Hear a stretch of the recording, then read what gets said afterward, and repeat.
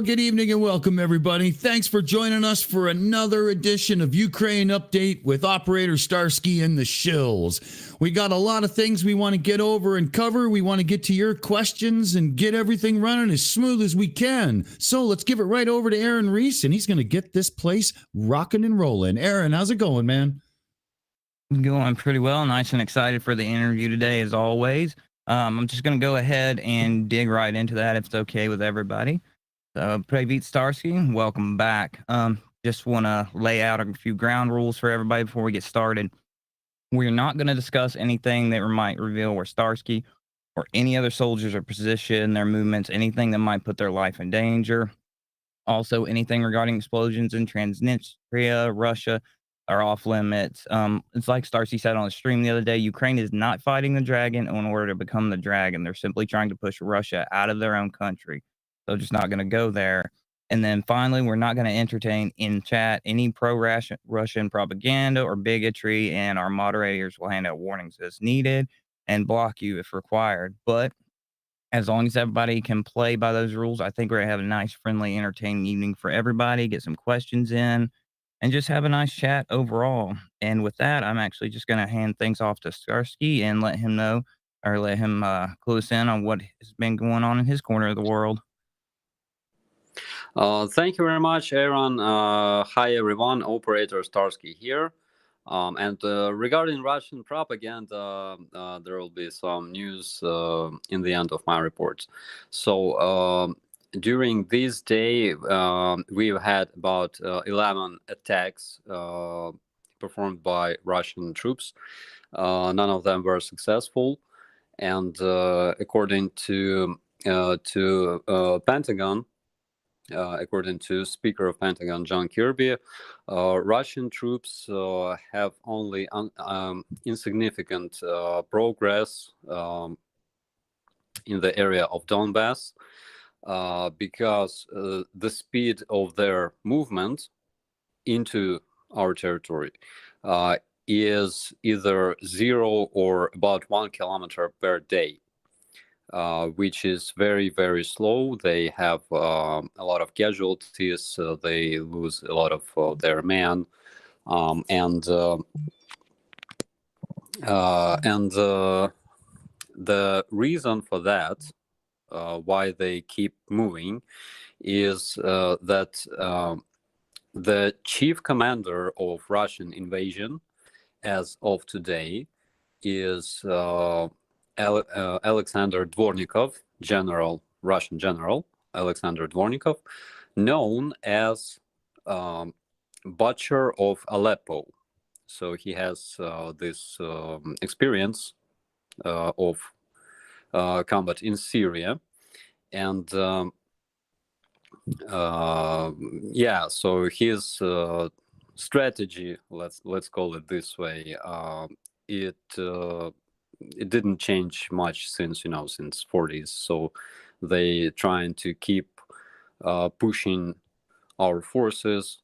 They're trying to bury them under the pile of Russian bodies.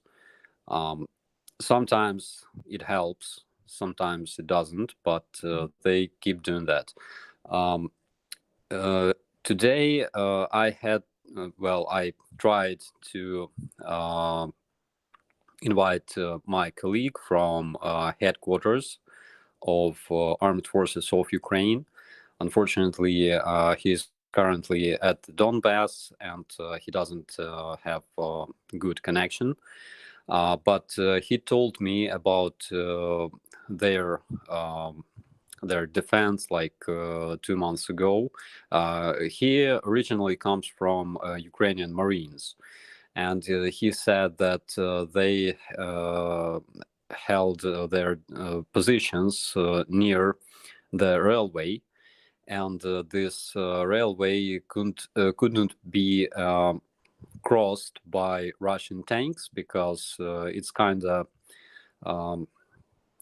like on a hill. So whenever the tank crosses that railway, it gets stuck on the other side.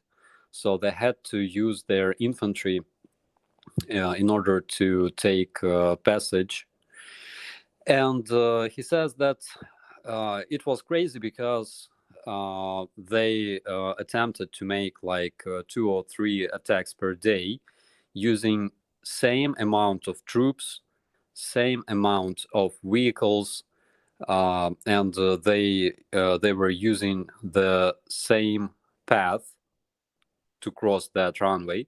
So Ukrainian forces used their artillery and their anti-tank weapons, and it was like the definition of insanity, doing the same thing over and over and over again, expecting a different result. So Russians did just that, just same thing like in Chernobyevka near Kherson, near that airport that was bombed like 12 or more times.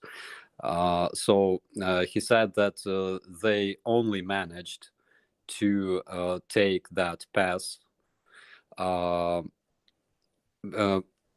like in a couple of days, losing a lot of men, incredible amount of men, because he said that their bodies were like scattered all around the field.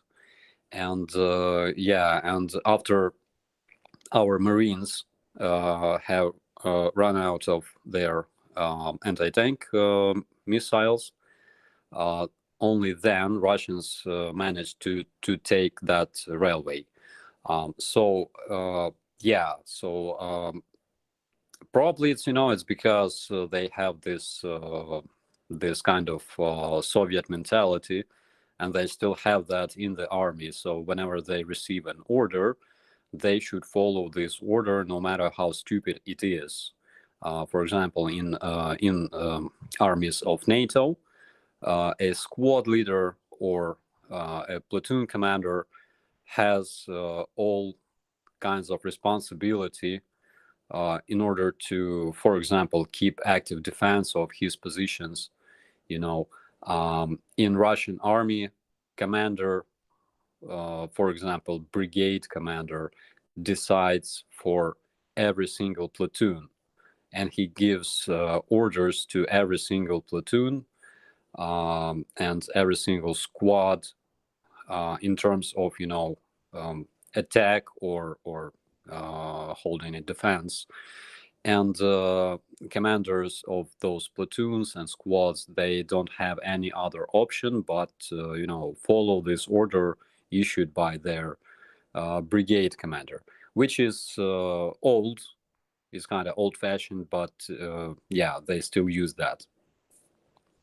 It's very different in Ukrainian army, of course. And according to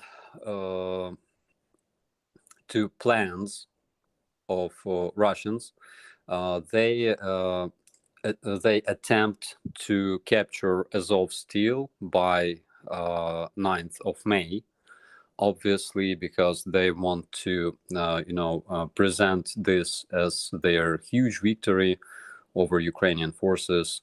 As we remember, as soon as this invasion started, they claimed that this so-called operation will only take like a couple of weeks, and they claimed that they were gonna capture Kiev in just 3 days, and they believed that capturing all Ukraine would be their big victory.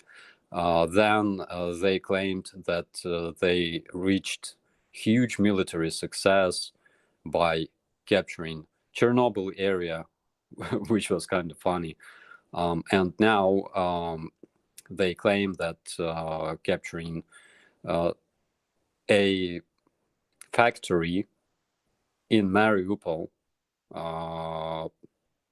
that this is going to be their like biggest military success in Ukraine. Again, this factory is still being controlled by Ukrainian National Guards and Ukrainian Marines. They keep defending this factory from Russian invaders. Russians attempted to attack the territory of the factory. We have information that there's a combat on the territory, on the very territory of this factory. We are checking this information so far. And the most hard battles are still happening in the area of Rubizhne, where my guys are deployed. The city of Rubizhne is almost completely destroyed. Also, Popasna, it was like a town or a big village. This area is also destroyed almost completely. The mayor of this town said that after the war they will have to rebuild every single house. Popasna, Rubizhne, and Novotoshkivske, and also Shastya, city of Shastya, where our huge power plant is situated, is almost 90% destroyed since the very beginning of this invasion. And today in Hostomel, actually I planned to make a blog from today's event. So in Hostomel, there was a meeting, 5 ministers of internal affairs. I'm talking about Minister of Internal Affairs of Ukraine, Lithuania, Latvia, Estonia, and Poland signed a memorandum or an agreement to create a joint investigation group that will investigate Russian crimes performed by Russian invaders in the area of Kiev. I'm talking about Irpin, Bucha, Hostomel, and Motyzhin, and Bogdanivka, and other villages. Today, I've heard that chief investigator of Kiev said that there are 10,000 documented cases, opened cases regarding crimes performed by Russian troops. And regarding Russian propaganda, so Kadyrov today claimed that his troops have captured a village of Svetlichne. It's not far from Luhansk. He said that his troops showed, great cooperation, and they killed all of their enemies, etc., etc. The only problem is that this village of Svetlichne is under Russian occupation for already 8 years, and there were no Ukrainian troops at all, because it's kind of far behind Luhansk, closer to Russia, so they kind of captured their own village. And that's pretty much most of the news of today. Thank you very much. Nice. I think we're properly up to date, and we can dig a little bit into the bag, Aaron. You've got a few things prepared. We've already got some comments that we want to get to. So I think that's probably where we go from here. I'm just giving Aaron a second there, and we will get through, but I am going to go to one here. Oh, there he is. Okay. Yeah, you know what you want to do here. So take us through. Yeah.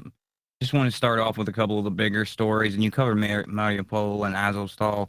A lot of people were concerned with that, and there's stuff coming out too about the Russian claims that supposedly they're not letting civilians out because they're worried about mercenaries being embedded with them. We all know that that's a lie. Russians love mercenaries, and they've been dropping them in ever since 2014 when they came into Crimea and started skirmishing along that border. So, the blame for that is completely on Russia. The other one I'm seeing a lot of questions on, I'm not sure about the chat tonight. They've been handling, but I guarantee they're going to pop up, is about the supplies reaching from Lviv and getting to the battlefront in the east. I know there's been some progress. There's also been some setbacks. Do you have anything you can share about how well that's going? Maybe anything about how that equipment's being put to use against the Russians? Yeah, sure. So I forgot to mention one very important news of today. So, Chief of Ukrainian Army stated that Ukrainian armed forces are developing their counterattack in the area of Kherson and Izium, which is very, very important. So Russians are concentrating their main forces near Izium, trying to take that city, which is a gateway to Kharkiv. And Ukrainian forces are already developing their counterattack in that area. So they are counterattacking near Izium and Kharkiv on the north, and near Kherson on the south. And according to my information, Ukrainian troops are already using M777 howitzers that were received from our allies recently, and we also use the new UAVs, including Switchblade. I saw a video of a Switchblade destroying a Russian tank, but I don't have confirmation that it was specifically Switchblade. It could be some anti-tank missile, because it wasn't, a POV, view. But I'm trying to get as much, information on that as possible, because it's important for you guys. So that's the news. Partially, the vehicles and weapons that were received from our allies are already on the front line, but we expect that this weapon will change generally the situation on the front line about by the end of May. Nice. Yeah. And that you had spoken to, we're getting some questions about the tank warfare and everything's going on. The fact that it seems like the Russians are still just trying to overwhelm, jam in as many tanks as possible. And we're seeing a lot of failures in those. If those fail, it's in an infantry, and you guys are clearly kicking their asses, to put it bluntly. But everybody's kind of at a point where they're questioning whether tanks are even valuable anymore, because you guys are intelligently using drones to take them back. Do you think they're going to have to absolutely shift the way they're approaching battle if they're going to win? Which obviously they're not going to take Ukraine. Nobody's going to deal with that. But they're going to keep trying hostilities in different areas. Do you see them having to crawl back home with their tail between their legs and reevaluate everything before they can make any progress anywhere? I think one of the most dangerous scenarios for Ukraine is the same scenario that they had in Chechnya. They've lost first Chechen war. After that, they regrouped. They changed a lot of their tactics on a lot of their decisions on tactical and operative levels. And the second attempt was successful. Of course, it was rather political success, because they were able to buy such persons as Kadyrov. He helped, well, according to our information at least, so he helped eliminate his own father. And So we think that this scenario is possible. So they might lose, retreat, and come back with some, more clever decision. But regarding tanks, tanks have their own role in more modern warfare, but using them as brute force is not the most efficient way of of fighting this war. Starsky, Yeah. I wanted to add into that. We're looking at things like maybe has certain aspects of war evolved. The social media and internet aspect of communication has really changed the face of propaganda in both a good and a bad way. If you care to look, it's easy to see through it, but it's easy for a moron to find now too. Do you think that still just stayed in balance from before in life, or do you think maybe due to information access, we are in a better place that way?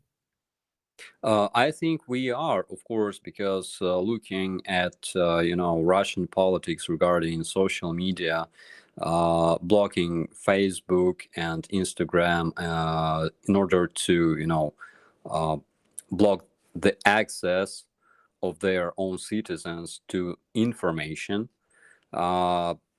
It's not the best way to fight the informational warfare. It's very stupid, but for Russians, all of their strategy is basically based on lies. Again, their so-called reason, casus belli, to attack Ukraine was a primitive fake, and a lot of their citizens still believe that Ukraine is suffering from Nazi regime of Jewish Ukrainian President Zelensky.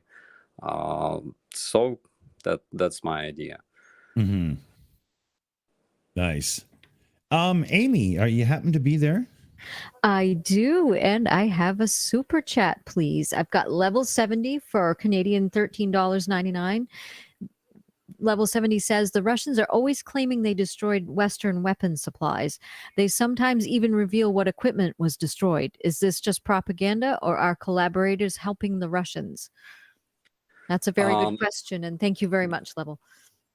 Yeah, thank you for this question, because I think in March they claimed that they have destroyed all of Ukrainian airfields. I think you might be surprised that our jet fighters are still operating in the air, and our bombers, the attack aviation, is still being used. I'm talking about Su-24 attack aircraft. And of course, we are still using our Bayraktars that still require some kind of, runway. And they also claimed that they have captured like 2/3 of Ukrainian territory. And that's information from their official media, as well as information that was disseminated in their social media. So they are claiming a lot, but not a lot of that is true, of course. Excellent. Thank you so much. And we did have a member message from Godless Scummer. They say solidarity with the Ukrainian people. Thank you so much, Godless, as well. Thank you. Good shout. Thank you. Hey, Aaron. and we've got a question from Dave. It looks like you want to go ahead and ask. Yeah, sure. So thanks for joining us again, Starsky. It's always great to have you. So what I wanted to highlight at that point, I wanted to ask a question that follows on from the one that was just asked. Now, we've had a wonderful influx of subscribers since you joined us for these regular weekly updates. So for their sake, what we do on the Shills is we basically center a number of different programs around one key topic, which is the truth. as you just alluded to. So my question is, how do you tell whether the information that you're getting is true, and how can you trust your sources? So first of all, we all must understand that okay, here in Ukraine we have such a habit of not listening or reading or watching Russian news at all, because we all know that it's nothing more than just a propaganda and informational weapon. Okay. As for what to believe or not, well, you gotta believe, for example, official media.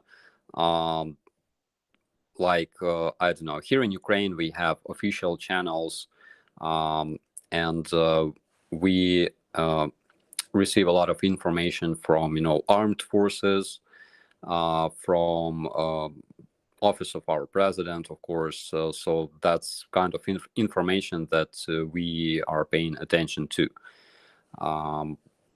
So it's like that. Maybe not very helpful answer, but at least this is how it is in Ukraine. Right. Aimee. Yes, Oh. please. We have, sorry about that. We have another super chat from Chad Fries for 10 American dollars. Says, Operator Starsky, do you think you could use the Bayraktar TB2 to sink the 2 Russian subs shooting those cruise missiles at Ukraine? Yeah, it's possible. For example, recently we had that successful attack on the Snake Island. We have eliminated a lot of their troops there. They still have a lot of their killed and wounded servicemen that were left stranded on that Snake Island, and they are preparing evacuation mission to that island. And of course, we have destroyed a bunch of their vessels. I'm talking about smaller vessels, and yeah, I think that bigger target like a surface submarine, for example, could be also hit by UAV like TB2 Bayraktar.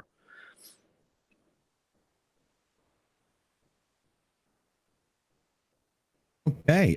Aaron, there was a couple of viewer questions lined up now, correct? Yes. Sorry about that technical failure. Work around that. Yeah, I actually had one from Sandra here.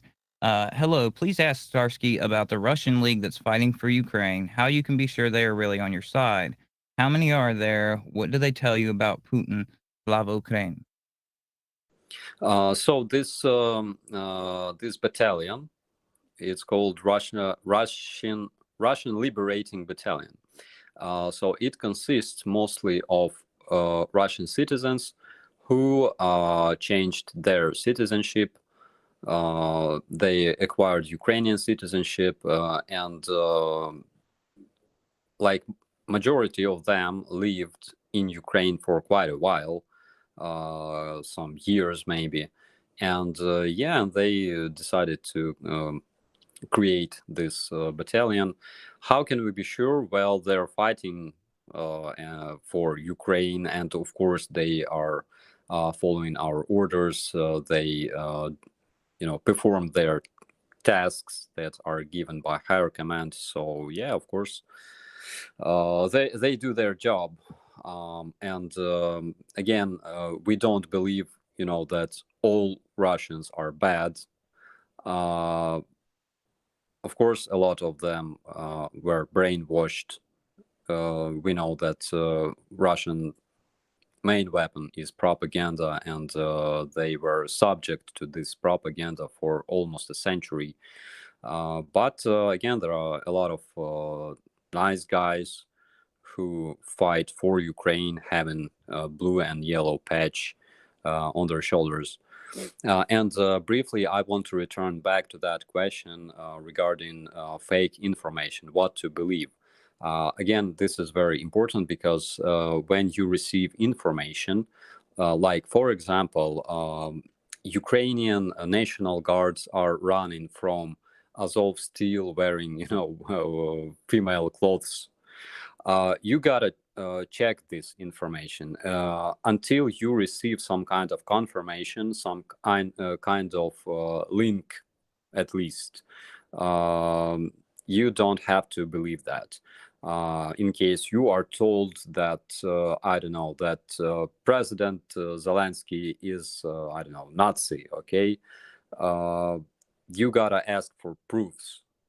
So there was this guy who commented on my YouTube that what we see today is just a fight between Nazis and communists. And I asked this guy, so, okay, you gotta prove me that our Jewish Ukrainian president is a Nazi, and I will quit the army, I swear.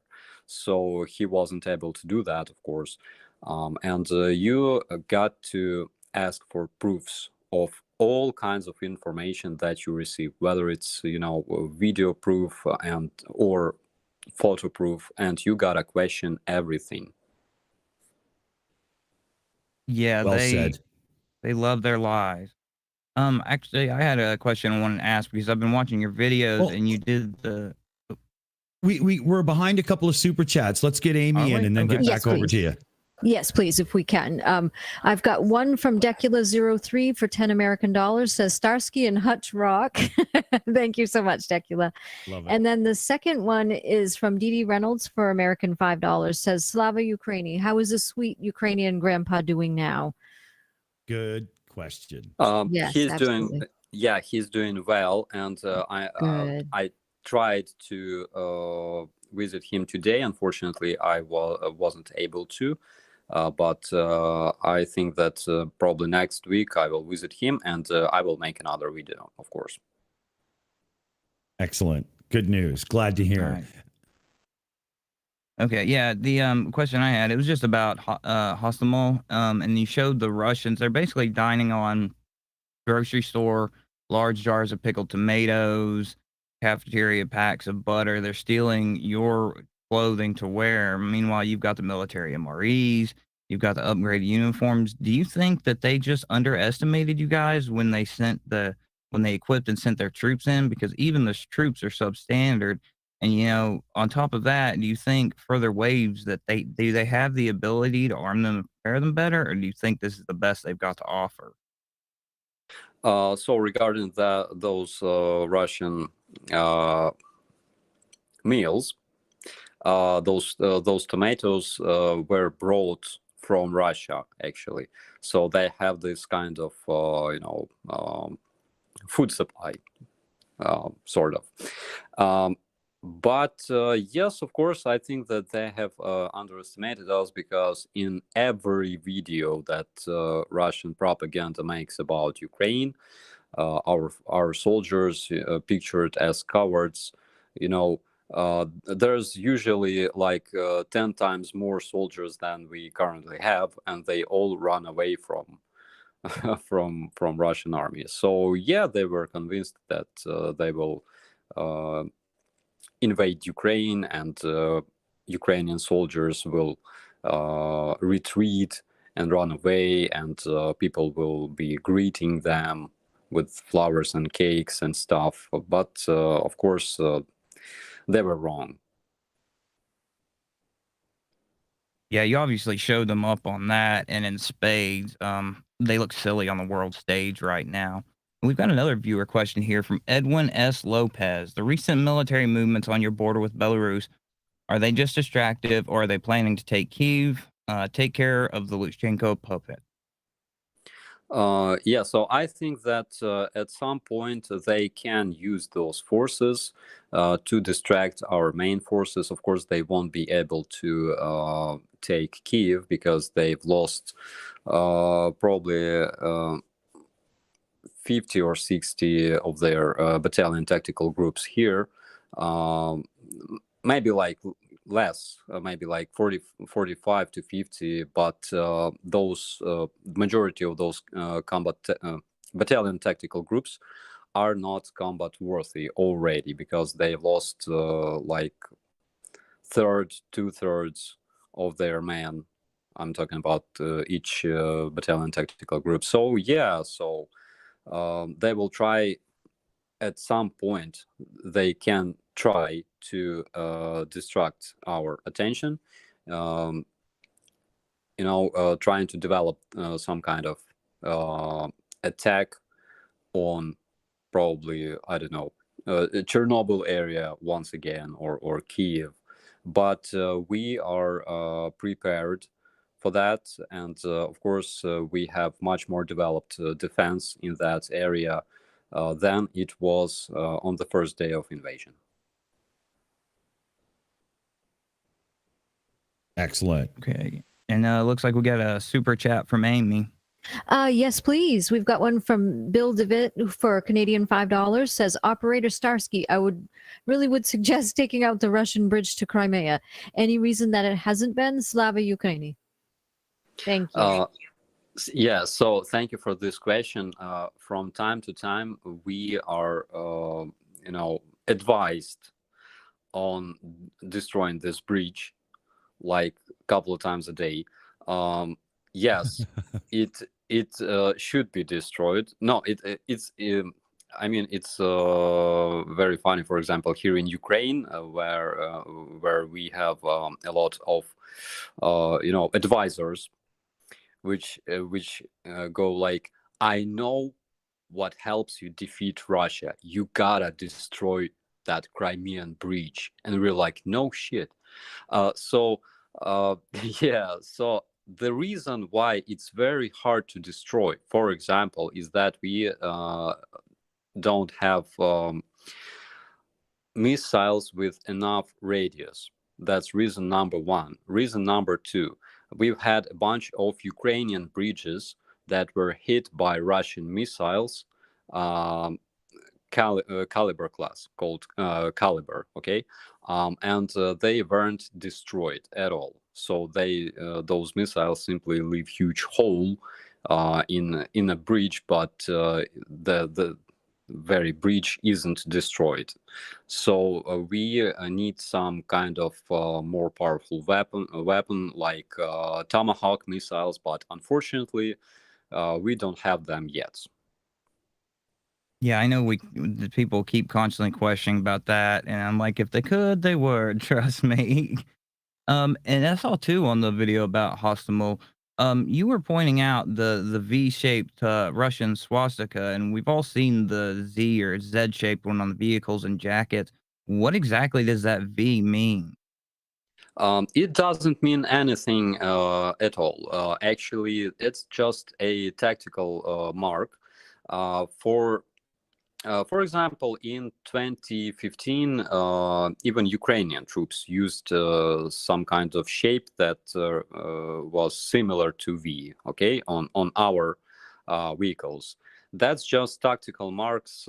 In most cases, they don't mean anything. It's just a random number or symbol or letter that that is created to for it's used by random not units but armies, and for example, Marines, Russian, I'm talking about Russian Marines and their Russian Guard, they use the V sign, and airborne troops, I guess, they also use V sign. That's exactly what we saw in Hostomel. Their infantry, I mean motorized and mechanized infantry, use, for example, Z sign. It doesn't matter anything, but it's just just some random tactical marking. Okay, yeah, because I know that we used the V during World War II for victory, and it kind of pissed me off they took it. Yeah, and for example, here we are using again color bands on our shoulders. Yeah, and they come in different colors. And again, those colors don't mean anything at all. It doesn't mean that army is wearing green color bands. National Guard is wearing blue bands. it doesn't mean that. It's just, color that is changing over time. Let's call it this way. But it doesn't have some kind of, deep meaning, nothing like that. Okay. Okay. Yeah, makes sense. And it looks like we've got a few super chats lined up if you want to take those, Aimee. Yes, please. I would love to take those. Thank you. Let me get back to my screen here. We've got Liam Wakefield for £2 sterling says, mark your question for Starsky with at the Shills. That's correct. Thank you so much.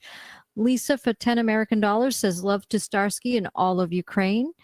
Level 70 for Canadian $13.99 says, how fast is the Ukrainian government able to repair damaged infrastructure like railways, which is so important for logistics? Good question. The answer is that, for example, railways that were targeted by Russian missiles weren't much damaged, fortunately. As for infrastructure, we are able to repair pretty fast. For example, today I've been to Hostomel, and I saw markets on the street, like bazaar, with a bunch of people buying stuff. There were pedestrians, there were cars. There was even a small traffic jam, in fact, in Hostomel. Which means that life is returning back to this place. For example, like on the third day, which was already a month ago, on the third day of liberating Hostomel, our services already started cleaning up those streets, because it was very hard to move. To use those streets, I could easily puncture my tire because of all those fragments that were just scattered around the place.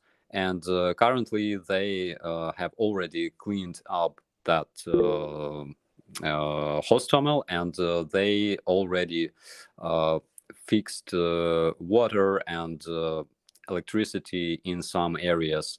So we can repair stuff pretty fast. Of course, it depends on the damage, but in most cases we can do it pretty fast.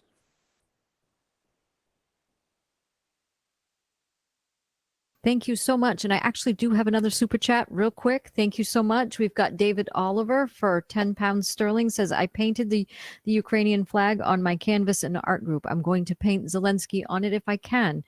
I'm not good at faces, but I want to learn. Slava Ukraini. Thank you so much, David. Yes, David, thank you very much for your support. It's amazing just how many people, use some kind of Ukrainian branding in titles for websites, for example. I've been surfing the web another day, and I saw developer of my favorite add-ons for Flight Simulator, for example, used our national colors in his title, and it was quite a surprise, because 3 months ago Ukraine was literally unknown to the world, and now whole world is supporting my country, and it's amazing. So thank you very much. And it looks like we've got one more super chat if you want to do that, Aimee, and then Loki has a question. Is she there? Every I now can go and then, ahead. personal life gets in, right? Gosh, There we go. Chasing Kiddo too. Sorry about that. Yes, we do. We have Debbie Carvalho for Canadian $10 says, why was the big transport plane left behind? Thank you so much, Debbie. Good one. He's talking about Mriya, the biggest airplane in the world. Today I saw it once again. And yes, so our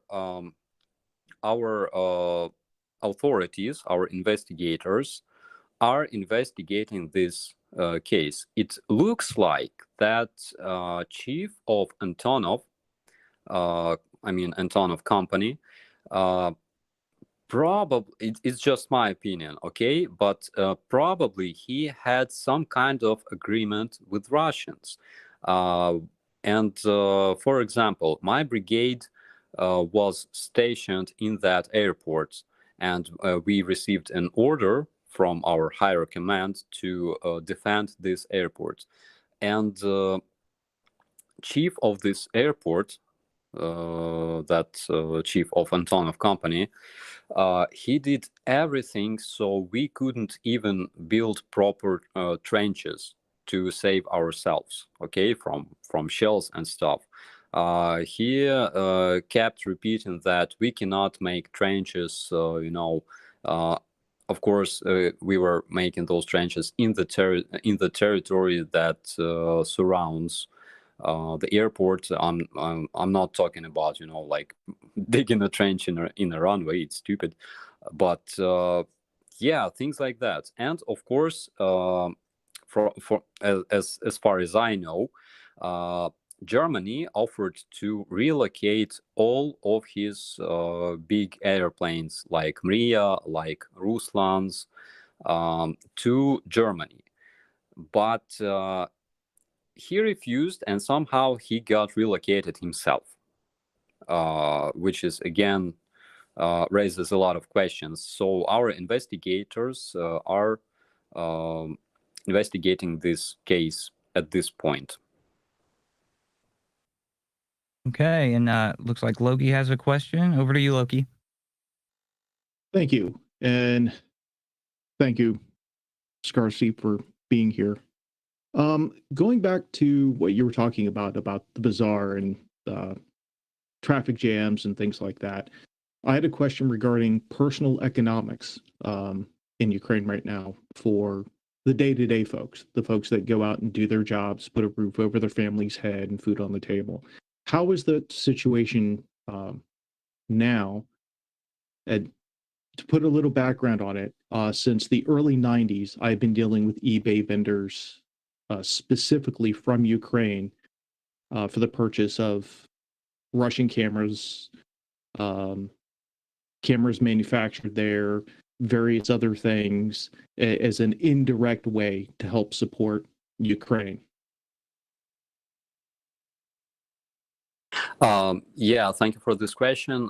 It depends. For example, some developers, like I'm talking about IT or game developers, they had to move out of Ukraine to other countries, and some businesses had to be shut down.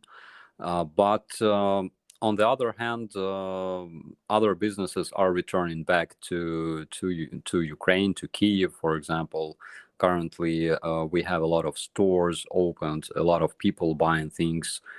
Today, I've been to a huge mall, and I saw like a lot of people, quite a lot of them. So yeah, people are still buying stuff. I think that due to that huge financial help that Ukraine is receiving, we are able to withstand this problem, because of course we have some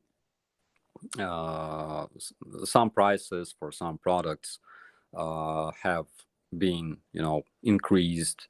For example, we have some issues regarding fuel, but in most cases life looks normal, and prices look more or less normal too. I didn't see anything that became like twice as much expensive as it was previously, and nothing like that. So the prices are more or less okay, and people still receive their salaries, so things look fine. Again, I think it's due to that huge financial help from European countries, from the United States of America. And I think that we can handle this, at least so far. Thank you, sir.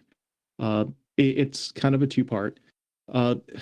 So would it be beneficial to you guys, as well as a middle finger to Russia, for various people around the world, US, wherever, if they want to help, if they can't donate directly, or maybe kind of sort of want something in return for their donation, which is a common thing here in the US, to purchase items from eBay vendors in the Ukraine specifically, and more particularly Russian items. So indirectly, Russia would actually be funding Ukraine's defense against Russia.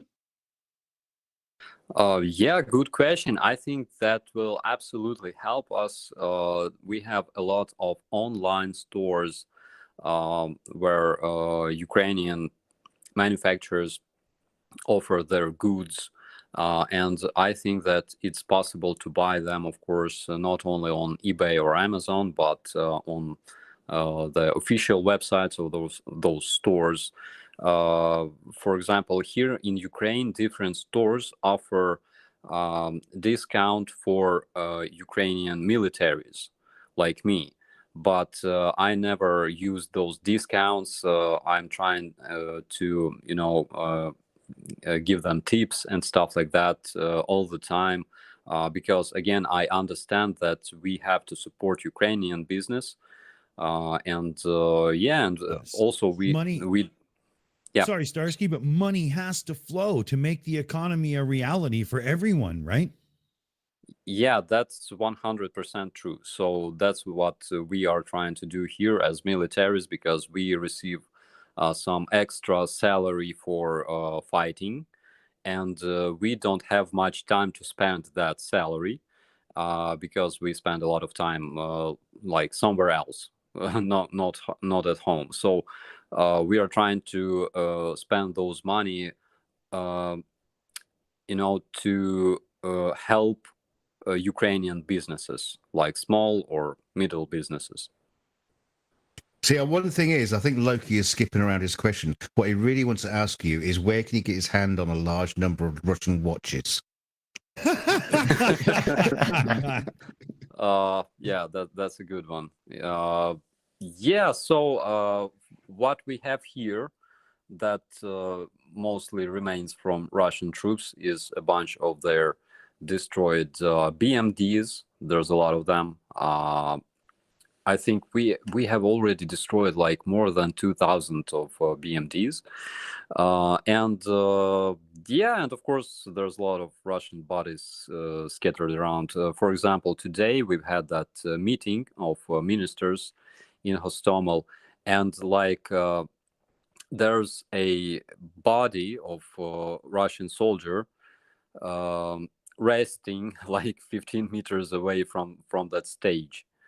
And it was okay, like probably a week ago when it was kind of cold, but today it was really hot, and this body, it has a lot of juice, let's call it this way, and it smells like hell. So yeah, it was kind of stinky near Maria today. So I'm not sure whether we want to have that as souvenir, but we can try. Yeah, enjoy getting that watch, Loki. It looks like we've got a couple super chats lined up. If you want to handle those for us, Amy.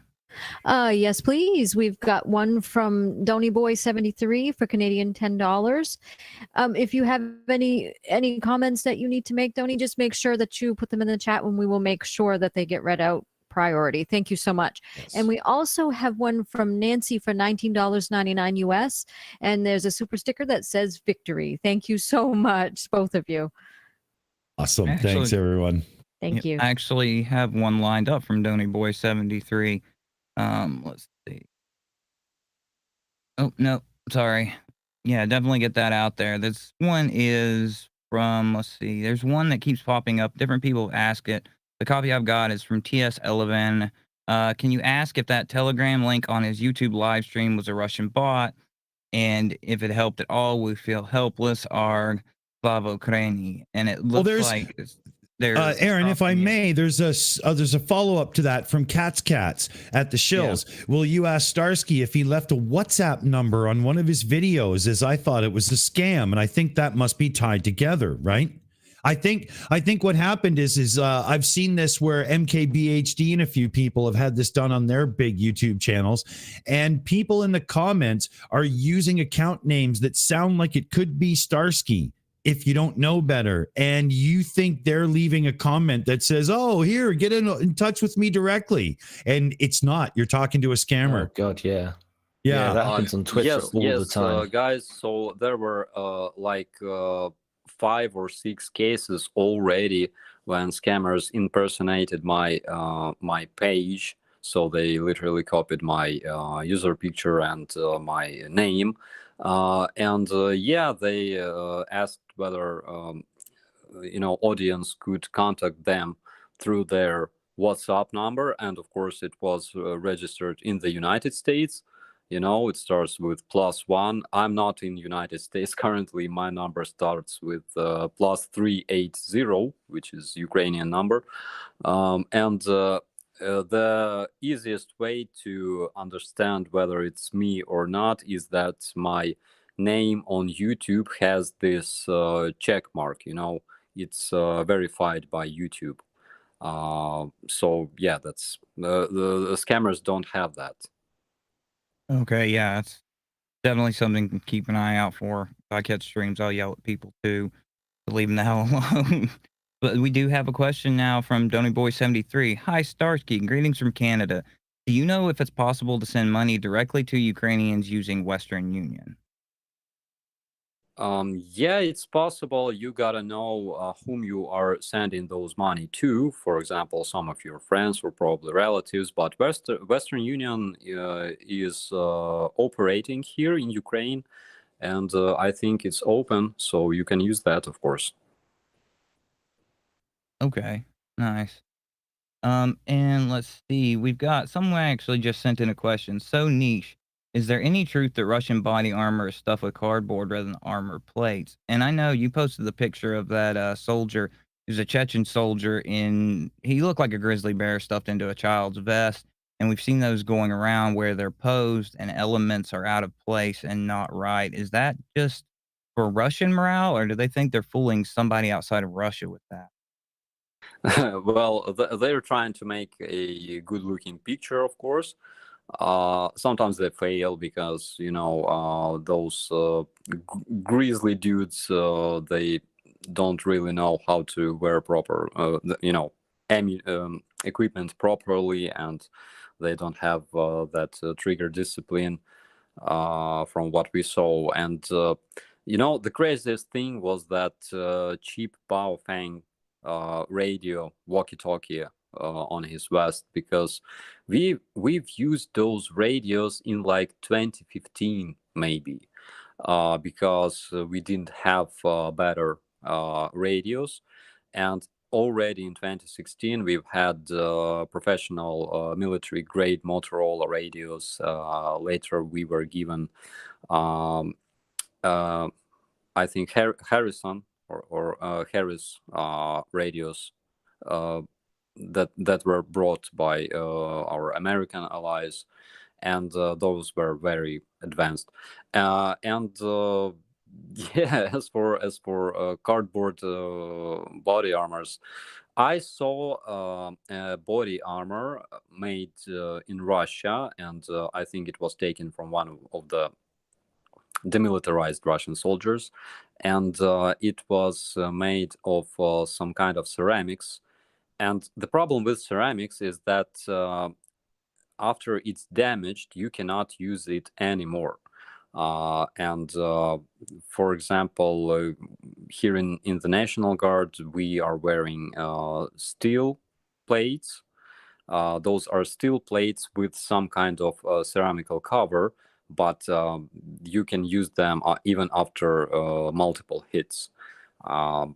So it kind of depends. It kind of depends. I remember there was some kind of video of a Russian volunteer.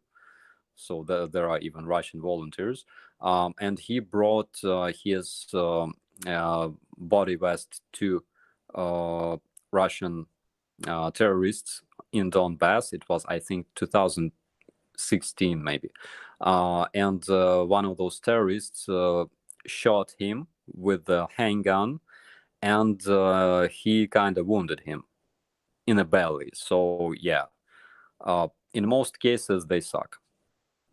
I saw one case where a Russian had basically had a MacBook stuffed down his vest. Wow. Yeah. So I think that it was probably, I think that he took out his plate and stuffed MacBook inside, because it kind of costs a lot right now in Russia. Unfortunately, lies don't stop bullets, and I think Russians are finding that out the hard way. It looks like we've got a few super chats on the line. If you want to handle those, Amy. Yes, we do, and we're not gonna get caught up if I don't go. So thank you. I'm gonna grab these super chats really fast. We've got Hegemony Cricket for $20 American. I dream of the day that Ukraine supports the Kerch bridges at the same time launches an overwhelming offensive to cut off all Crimea from the north. Slava Ukraini.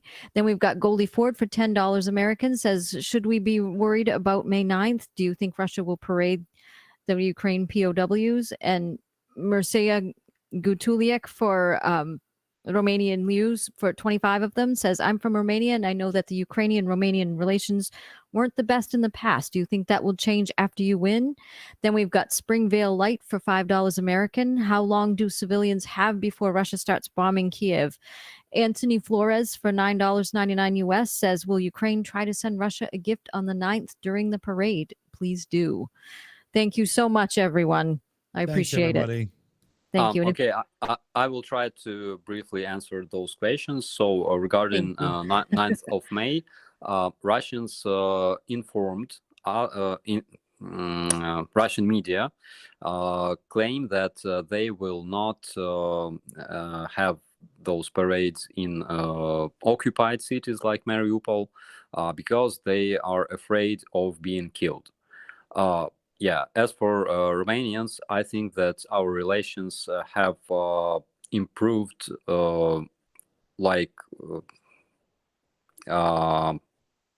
they have improved like crazy, let's call it this way, because I know that a lot of Ukrainian families are taking refuge in Romania, and I already know a lot of people from Romania who support Ukraine, and they tell me about how they take care for our refugees. And I think that we didn't improve relations only with Romania, but with all other countries that support Ukraine. And currently, we are in a situation when, we have friends like all over the world, and I think that it's amazing. Hey, nice. Yeah. I mean, we're glad to be helping out, though we obviously would like to help more. It looks like Dave has a question. Yeah, I was just thinking about what DKG just said. Wasn't that the MacBook that got tracked by its owner, and they could tell where the Russian troops were stationed? Oh, I don't know about that, but I don't think it was working because it had been severely bashed up and shot at. So I'm not too sure if the location device was working on it, but you never know. Yeah, what's it called? The Apple. They've just released it. That tracking. They've had it built into their computers for years. Oh, right. Yeah. Okay. Yeah. That was all. I have this. I saw this video the other day. The iPhone saved a life of Ukrainian soldier. So 5.45 millimeter bullet hit it, but it hit it at an angle, very very sharp angle. So this bullet got stuck in the iPhone, and it was crazy. But cool. Yeah, it's true. Yeah. We should point out at this stage there are other phone and computer products out there, but don't bother with them. Hey, and it looks like there's another super chat lined up. Yes, please. We've got one from Eric Heiser for $9.99 US. Says, can farmers deep plow fields prior to rain to channelize Russian armor into a kill zone? U.S. Marine Corps Semper Fi. Thank you so much, Eric. Oh, that's good. That's a good one. Yeah. Nah, we can actually. Yeah, so I just wanted to say that even despite the war, our farmers are planting seeds because they expect their harvest this fall. So yeah, they are also busy, not only dragging Russian tanks, but also doing other useful things. Cool. Yes, I wanted to. you've had a bumper crop of tanks this year, haven't you? Yeah. Scrap metal is way up. I did want to give a shout out, although I'm very much right to repair, so screw you, John Deere. But John Deere is deactivating all the farm equipment being taken out of Ukraine. So hats off to them, because at least they are doing something right. Any farm machinery from John Deere that's been taken out of the country is being deactivated remotely. Absolutely worthless piece of junk. So good on them. Because they didn't transfer the warranty. Yeah. It's kind of shitty you can actually do that, though, to be honest. Yeah, well, that's how what I do you do said. that? I'm very right to repair, and I can't stand John Deere for their business tactics right now. But in this situation, they are doing something right with that monopolization control they have on their gear. So at least something came from it. Maybe the Russian armed forces will think of something of similar lines in the future. It's a bittersweet, that's for damn sure. Looks like we have just had another super chat pop up, Amy. I can actually go ahead and grab it. It is from Adamantium. I've got it. I've got two of them. So yeah, that's okay. Nope, you're fine. It's Adamantium for Norwegian Krona 50. Starsky, do you know Dennis Prokopenko? He has become an icon in Norway. Can you share some info about him? We have a second one from scrolling again. David Knights for $1.99 US. Can a US pharmacist volunteer in Ukraine? Slava Ukraini, he says. And then we've got one from John Smith for 10,000 HUF. I haven't had a chance to look that up yet. Slava Ukraini from the neighborhood. Thank you so much, John. Cool. Excellent. Oh, and we have another one. Genevieve La for $19.99 US. Gas money for your brigade. Starsky St. Javelin is looking over all of you. Thank you so much. Excellent. Yeah, Thank and you very much, everyone. We're taking a chunk of the super chats like we did last week and sending it over. It's the same charity link that Streamlabs is dropping in our live chat as well. So we're definitely supporting. And we've got a question from Saber Eagle, and I actually find this interesting. And it's a little bit older, but definitely something I want to hear. It's what nation's observers go in to make sure and make public Russian civilians stranded in Crimea are properly treated once the military occupation force there collapses and crawls away? So there's a lot of Crimean Tatars. They are native population of Crimea. A lot of them are taking refuge on the territory of Ukraine. Cities like Lviv, Kiev, and all the other cities. Since 2014, a lot of them have moved out from Crimea because currently we have a lot of documented cases of Crimean Tatars being arrested and murdered, and it's kind of crazy. A lot of them were moved from Crimea forcefully, which is again a military crime, and they believe that they will return to Crimea, return to their home, and I hope that one day we will help them do that, because a lot of them, like majority of them, I'd say, support Ukraine, and a lot of them are fighting in Ukrainian army against Russian invader. Okay. And I think we've got another super chat that just popped up. If you're ready for that, Amy. We do. It's from David Bandel for $20 US. Says Starsky, could you speak more about what ordinary Americans can do to support Ukraine, either military or refugees in Poland and other EU countries? School supplies, medical, cash. Where is the best place to send it? Thank you so much, David. That's a great question. Thank you. Nice one.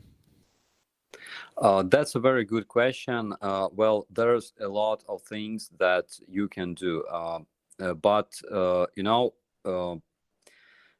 it's kind of not politically correct for me to offer you those things because, for example, we need a lot of weapons and missiles and airplanes. And for example, the best way to have that is for you to contact your senator, for example, and offer those things because I think that they will listen to their citizens. Again, I think I don't have right to ask that because Ukrainians don't stick their noses into other countries' business, so we don't have that habit. So whatever you do for Ukraine is useful, and no matter whether you are posting a supportive comment or donating to some charity fund, I think anything you do is useful. Thank you Starsky, so much. can I add on that? It's also a very good idea to have a think about writing in email, letter, whatever to some government officials in your area and get some pressure on to the fact that never mind political correctness, this and that and blah blah blah. Let's make sure we're pressuring those in charge to be sending not just that we look good humanitarian relief, but they need some metal and some lead and some propellant. Like they also need the tools to kick ass, not just to take care of those displaced by the fact that Russia is fighting this like a complete piece of shit, and everybody wants Putin wiped off the face of the earth. Yeah, I totally agree with you. I mean, I don't want this to be my initiative, of course, if you understand. No, it's ours. This comes down to the Shills, right? Yeah, we're saying this. Yeah, okay, I agree on that. Yeah, Putin would be King, Pope, and God all in one if he could. It looks like we've got another couple super chats, super stickers for you. Yes, please. Yes, please. We've got JK for $20 says goal. Thank you so much. And we also have Matthias for €20 who has a thumbs up and a cool. Thank you so much. Thank you guys. Awesome. I did want to go backwards to a question. It was in a super chat. So it was Starsky. Do you know Dennis Prokopenko? He has become an icon in Norway, and can you share any info about him? Unfortunately not. His name sounds familiar, but I gotta learn more about him. Okay, because I know we're going through the super chats pretty quickly to make sure we get as much conversation in as we can. But I did want to make sure that got its due. Just desserts. I don't know. I lost myself there, but you know what I mean, Aaron. Anyway. Yeah, it's pretty crazy, but it's fun. Fun as always. We have one from Raul Conte. Is it true that a Russian sniper called Lady Death was captured? Not sure about Lady Death. I know a bunch of Russian female snipers. Again, they are using female snipers because women naturally can see more colors than men, and they have sharper vision. So they are better at being snipers, literally. And we also have female snipers here in Ukraine. One of my best friends is a special forces operator, and she is a sniper. But Lady Death, I've heard a couple gossips. It's not confirmed information about some female snipers that were eliminated or captured, but Lady Death, it sounds like a bad urban myth, something like that. It may be something to do with World War II. They did the same thing, and they had one named the Black Widow that I know of. So it may be something on that. Yeah, looks like we have... there was a female sniper called, I think, Arrow, and she was a real one, and she was Russian sniper who served in that hybrid Russian terrorist army on Donbass, but it was like years ago. And yeah, she got eliminated by Ukrainian forces. And I think we've got another couple of super chats lined up. Yes, we do, please. We've got one from Physic BL for €5, says, how big do you estimate the chance that Russians will start using nuclear weapons and that a third world war is coming? And then it looks like we had another one that may have slipped past from Hegemony Cricket. The message was retracted, but it was $5 American. Thank you so much. Yeah, Cricket. I caught. I think I know what you were going for, and there was a screw up in the typo maybe or whatever there. So give another shout in the chat, and we'll make sure it gets called out good. No worries. So regarding nuclear weapons, I think chances are 50-50 because they either use it or not. So I'm not sure. Of course, Putin is not the single person who takes that decision of using nuclear weapons. Again, according to their doctrine, they can use nuclear weapons in order to protect their territory. For example, in case of some army advancing into Russian territory and stuff like that. But again, knowing that just how crazy they are, I think that they can do that. For me, it comes down to the Sting song. Do the Russians love their children? Do the people that have control that actually could set one off actually give a rat's ass for the repercussions? Because what's coming back is going to be nasty and all hell breaks loose.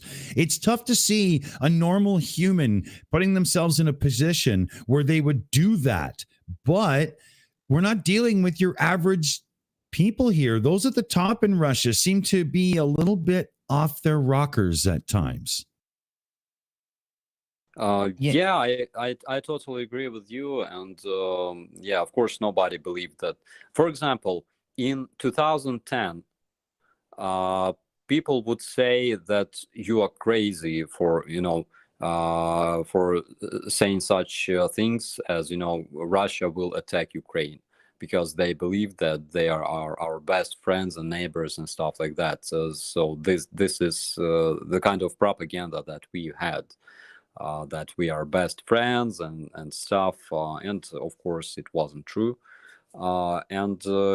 Yeah, so nuclear weapons is a realistic option. Again, I'm not sure whether they will use it. I'm not sure. I'm not 100% sure, so to say. Yeah, it makes it really easy for people to threaten or to do terrible things when you don't have to look them in the face, unfortunately. I think we've got another, at least one super chat that's rolled in for you, Aimee. Yes, we do. It's from Ruthless for New Zealand. Thank you so much. They already do have a message in the chat, so if it's okay, I'm going to go ahead and read that out. It says, greetings from New Zealand. Starsky, there is information that a Ukrainian traitor is working with the Russians to kill the remaining people in the Mariupol's steel factory. Is this true? There was a bunch of traitors in cities like Rubizhne, for example. Their mayor is cooperating with Russians. Same with Mariupol. The fact is that again, because of Russian propaganda, because of Russian channels, TV channels that were active since 2014 even in that area of Donbass, still a lot of people believe that Russians are their, bigger brothers and stuff like that. I'm talking about older people who still remember Soviet Union, and of course they were younger in Soviet times, so they kind of miss those times. Fortunately, majority of Ukrainians don't miss those times because we lived under effectively under Russian occupation. But yeah, we still have some traitors. I'm not sure what reasons they had to betray Ukraine. But I think that they will face trial for that. Hopefully harshly. Yeah. Absolutely. And if it's okay, I've got a couple more super chats before we get to the hands up. I've got one from Vasi Gancheva for 20 Bulgarian Lev, says, stay strong, stay safe. We are with you no matter what. Slava.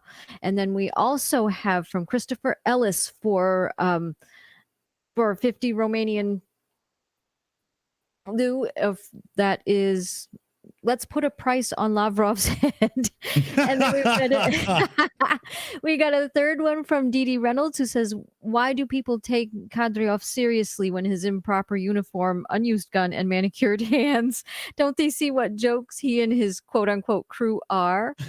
And then we've got a fourth one from Commander 401 for $5 American, says, stay strong and just go from strength to strength. Thank you very much, everyone. Yes. Okay, thank you, Aimee. Thank Did you have a question still, DKG? Well, not really. It's probably gone slipped by now. But I was just going to point out, as far as traitors concerned, we've noticed some traitorous people in amongst different communities who will stand up for Putin. British, American, all kinds of weird people. As far as traitors concerned, we just got to accept there are dumbasses all over the world. It's not just Ukraine, it's not just Russia, and it's not just America, UK. There's dumbasses all around the world. Whether they're being traitors, we don't know. They're just probably being fucking stupid. Anyway, I just thought I'd throw that in there. Next. Oh yeah, stupid is definitely human. It's just a matter of how much power can they get under their belt before they do the stupidest thing possible. We've got Xena B in the chat, and she dropped it right after we were talking snipers. It says, love that Ukrainian tank girl. Is she for real? Yeah, she is for real. I don't know her personally, but I know her through our mutual friends. And yeah, she's real. And not only she is real, that Ghost of Kiev. There was a Ukrainian major of air forces, and of course he was turned into a myth. Okay, but yeah, he was an ace, and he destroyed a bunch of Russian airplanes right at the beginning of this war. But later, as any urban myth, it turned into something like more fantastic. But this person was real. Unfortunately, I know that he was killed in action, and he has two kids left after his death. Okay, let's.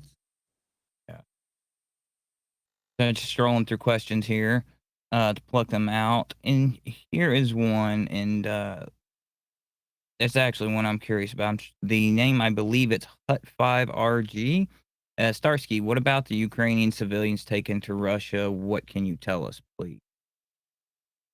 Some of those civilians are being exchanged for Russian POWs that we have captured, and it's kind of strange because, for example, we are agreeing to change, like, for example, 20 Russian POWs for 20 Ukrainian POWs, and in some cases, instead of Ukrainian soldiers, among those POWs, we receive Ukrainian civilians that were taken to Russian so-called filtration camps, which is, again, strange and yeah, kind of crazy.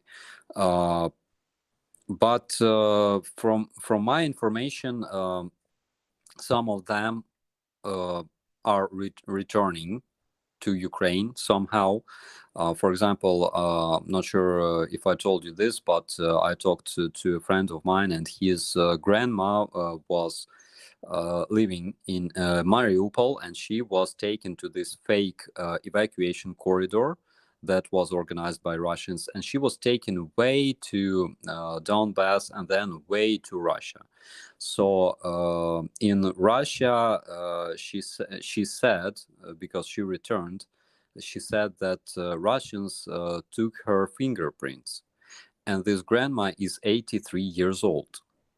So not sure what was the purpose of that, but yeah. But the fact that she have returned it means that they have some kind of chance to return somehow. I gotta learn more this subject. Yeah, they I know that they had intentionally, this has been going on the whole time, the areas where they invade, instead of setting up green corridors, which of course they like to place landmines in, instead of setting up corridors into Ukraine or into friendly areas where they can be brought to Europe or America, they're channeling them into Russia, and it's a backwards way where they can't claim they have trouble claiming the area, they claim the people. It's the same tactic. Again, there are cases when Russian troops robbed those humanitarian convoys that were organized by Ukrainian authorities.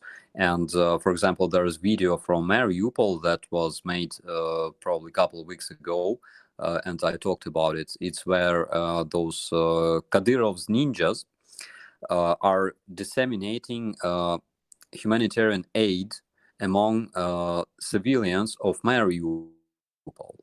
And the interesting fact was that those things, that food, because Kadyrov claimed that his mother in Chechnya ordered him to bring food to Ukrainian civilians in Mariupol. But that food that they gave to civilians was all made in Ukraine. And there are screenshots from that video where you can clearly see Ukrainian-made, Ukrainian brands. So obviously it was taken from one of those convoys that were organized by Ukrainian authorities. Yeah, how lovely. They're stealing your food and giving it back to you. That's amazing charity. And we're getting another couple of super chats lined up. So I'm going to hand off to Aimee again for a second. Yes, please. We have one from Dr. Nimrod for 20 Swedish krona. He says, oops, it went away from me. Some Swedish krona for the Ukrainian legends. I salute you all. Thank you so much. And then for $9.99 US, we have Nurse Sean says, radio of the Ukrainian roads is awesome. I am enjoying it. I recognize people's names. I never hear the name of the leader of Russia. Do they use another word for him? Yeah, dog shit in a fucking taco. That's his name. Oh my God. Radio of Ukrainian roads is one of my favorites. I have like two favorite radio stations in Ukraine. It's Radio of Ukrainian roads and Lounge FM. Okay, cool. I'm gonna have to write that down and remember it. Yeah, well, we should get links in the description for next time too to make sure we can show that out properly. Cool. Absolutely. We have another super chat as well from TS Elevan for $9.99 US. We have Starsky. Did you happen to read my comment about your visit to Grandpa? Did it help? And don't forget about my English practice offer. Keep your spirits high and rest in peace to your friend. Thank you so much. And then we had a second one. It was a correction from Nurse Sean for $1.99 US, said Kiev. Thank you so much. Yeah, both yeah. of you. That's how I had read it, Nurse. That's totally cool. But we should let Starsky address TS there. Yes. I remember about Grandpa Savkovich. I wanted to visit him today because I was in Hostomel, not far from Kateryniivka, but unfortunately this event took quite a lot of time, and it was kind of too late, to visit old person. So next time I'm there, I will definitely visit him and make another video for you guys. Excellent. Cool. I know, I know a lot of your viewers are really going to be looking for that update because that's definitely popular on the list for sure. Absolutely. We have another super chat from 300 SD81 for $5 says Ukraine should put a bounty on Putin's head. A few million in Ukrainian citizenship for the family could get someone to do it, even if they don't survive. Thank you so much, 300. Where's John Wick when you need him, right? Fuck. Absolutely. Hey, did you have a question, Loki? Yes, Operator Starsky. There was something I've been pondering. As Putin is getting older, do you think that it is likely that the invasion is a move by Putin to create a legacy so that he can bolster the chances of a successor like him? Again, this ideology of Russian world. It's like official ideology of Russian government and his party, Единая Россия, and of course they are trying to implement this ideology among their masses.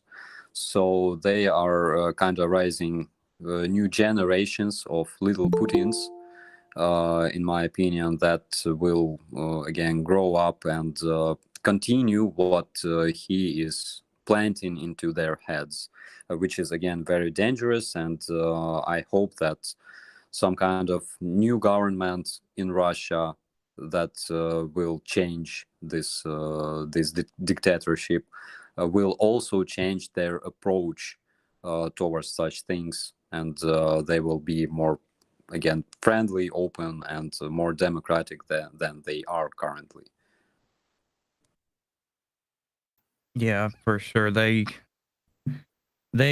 thought they had changed when we came out of the USSR, but it was just a trend in the same direction.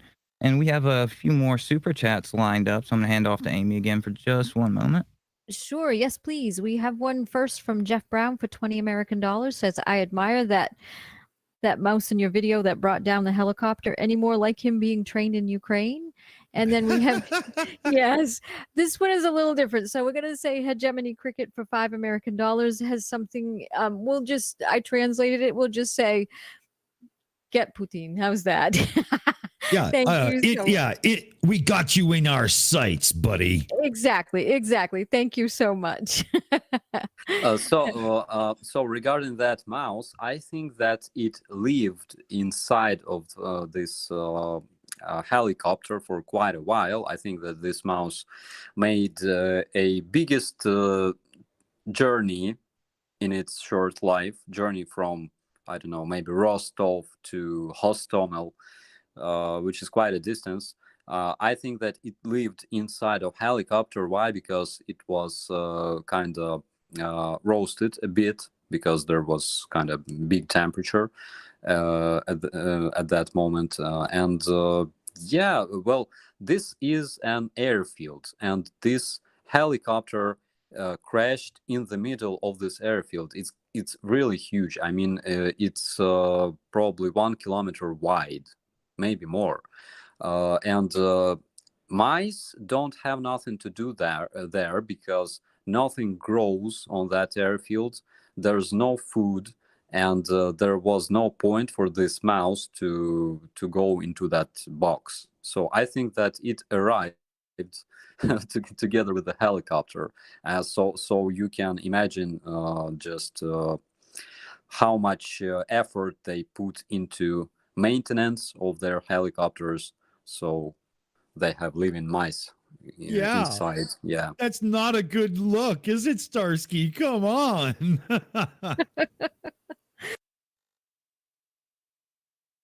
Oh, we do have a super chat in there, Aimee. Oh, is she handy? Yeah, there we go. Okay. Yeah, check the super chats room. I put it in there. Oh, thank you. We have one for Diffuse 56 for $5. Lieutenant Starsky, we on the Enforcer channel have asked our leader to reach out and get you to visit us. We hope you will accept. We all love your work. Thank you, Diffuse. Thank you very much. I would love to participate, and you can reach me through my email. It's operator.starsky@gmail.com. I will do my best to find your message And yeah, of course, I would like to participate. It's my pleasure. Thank you so much. And we have another one from Mr. Mustik for Norwegian Krona 25. No message, but if you have one, please put one in the chat and we'll make sure it gets read out as a priority. Thank you so much. We also have level 70 for Canadian $6.99. When Ukraine wins the war, not if, do you think Ukraine will need nuclear weapons to prevent Russia from invading again? Maybe from the Moskva? And then we have for $5 American, Hegemony Cricket says perhaps Putin will slip on some bullets in the shower. Thank you so much. We appreciate it all. Yeah, good question regarding nuclear weapons. As you probably remember, Ukraine had one of the biggest arsenals of nuclear weapons after the fall of USSR. And we agreed to give out those weapons to Russia as part of Budapest Memorandum. And according to that memorandum, our security and safety of our country was guaranteed by United Kingdom, United States, and Russia. And yeah, I think that unfortunately it didn't work much. So probably it's one of the options. Of course, I think that those missiles will be targeted at Russia at all times. I'm pretty sure that because of this new story that is being, new history that is being created in Ukraine, with all the world supporting us, there's no point to target those missiles anywhere else but Moscow and other cities of Russia. Yeah, we need some kind of strong and mighty weapon, let's call it this way, to make sure that Russia will never attack Ukraine again in the future. Excellent. Thank you so much. And we have one more super chat from Stephen Sykes for £4.49. Says, Starsky, you are a Ukrainian legend. Do you have any notches on your list? I would have a necklace full of orc ears, he says. Thank you so much. Yeah, that's a nice one. No, I'm not into that kind of things, but I know that there are boys who collect their dog tags. Not a lot of Russian soldiers have dog tags, for example. And yeah, well, no, I'm not into collecting their teeth or something like that. And of course, guys, I am not a legend. I'm just a press officer who tries to to do his job well. And I know true legends. Those legends are currently fighting in Rubizhne, in Mariupol, of course, and I'm praying for them like every day. Exactly. Thank you so much. We have two more super chats. We have fun from M2M for £5 says, a mouse taking down the so-called indestructible helicopter. Mighty Mouse. More of that, please. I agree. Thank you, Matt. And then we have yes, thank you. And then we have Mech Tactical for $13.99 Canadian. Says, if Putin cried it was legal to use UN Article 51.7 or whatever to give military aid to Donbass and Crimea in 2014, he can't cry about it now. The tables have turned. Drop that righteous hammer of God. Thank you so much, Mech Tactical.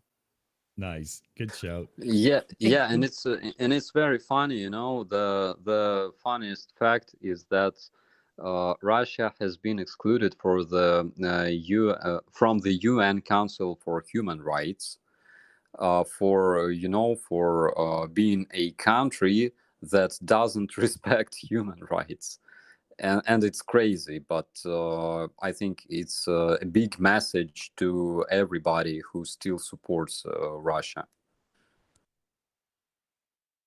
Yeah, they it's insane. Are they still on the Security Council? Yes, they are. And the fun fact is that actually none of current member of that council voted for Russia's membership, because after the fall of USSR, Russia automatically became a member of this council, which is again, it's kind of illegal. Okay, so they should consider that. Yeah, they just kind of failed into place. Do you think we have one more super chat here? We have two. Ooh, So, yes, please. We have one from Egil Anderson for 50 Norwegian krona. Says, greetings from Norway. Do you think Belarus is joining the Russian orcs? And then we have for $5 American, Hegemony Cricket says, Operator Starsky should wear a cape because he is a superhero. Thank you so much, the both of you. Thank you so much. As for Belarusians, they are refusing to fight for Russians.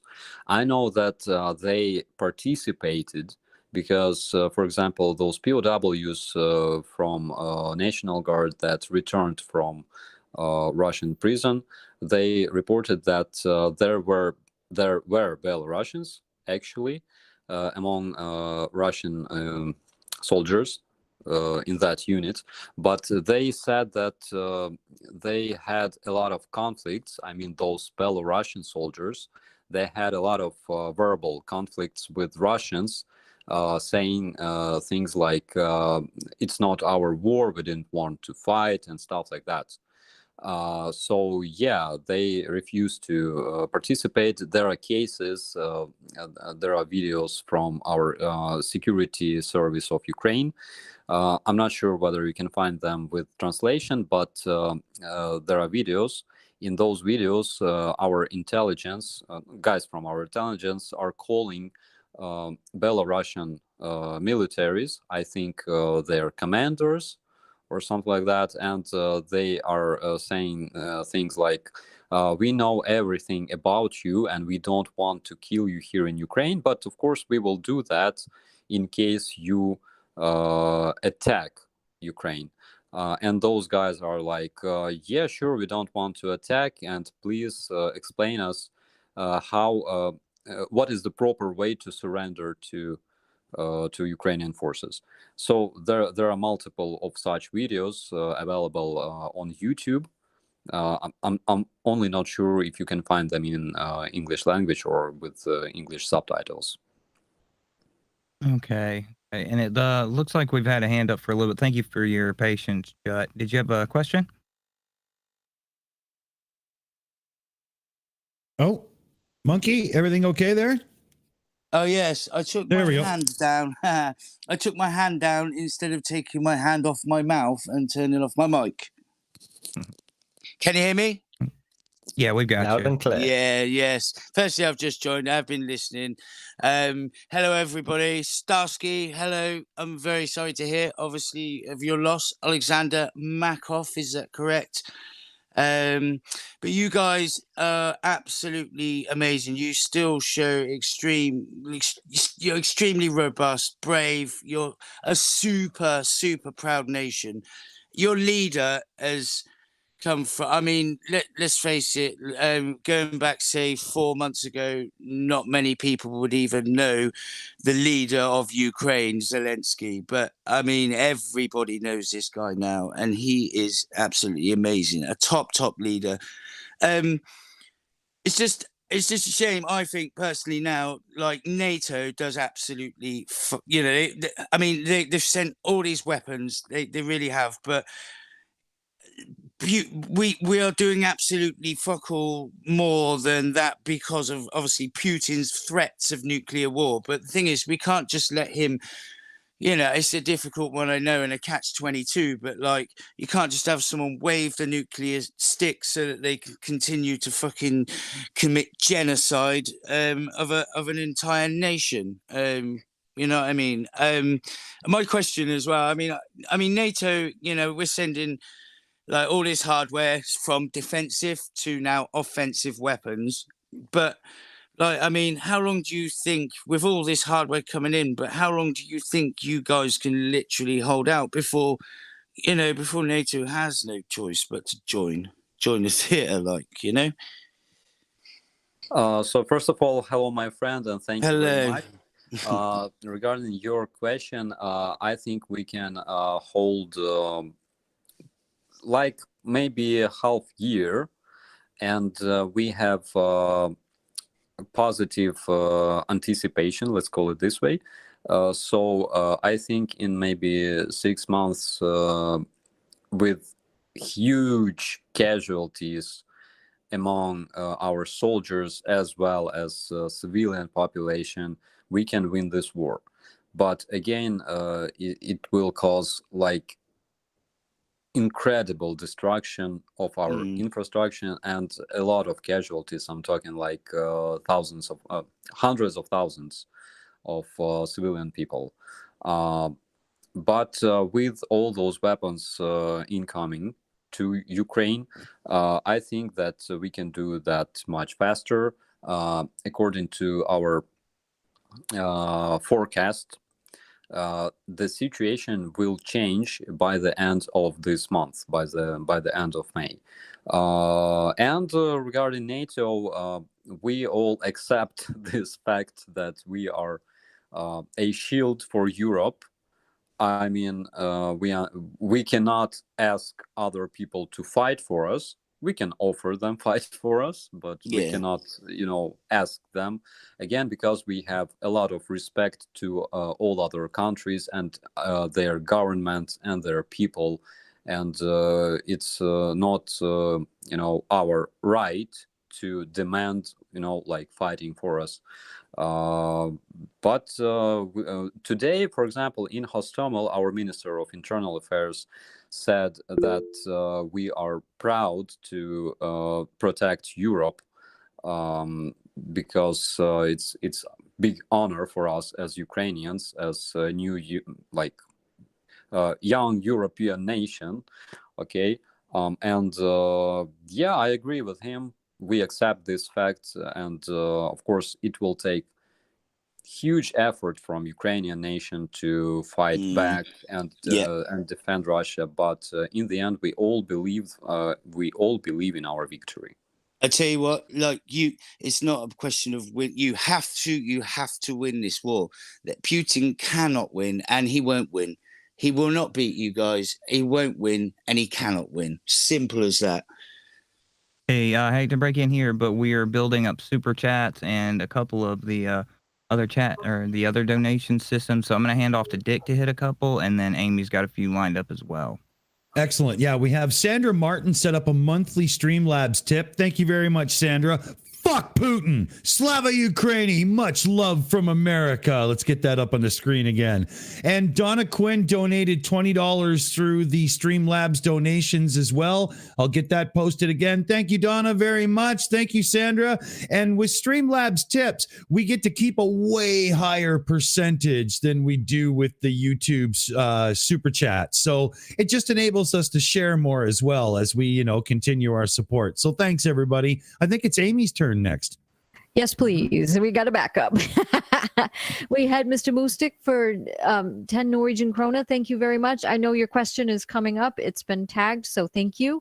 We have Jimmy Rooney for £5 sterling. Says, can you give Chris Tarrant a shout out for taking in Ukrainian family, please? Thank you so much.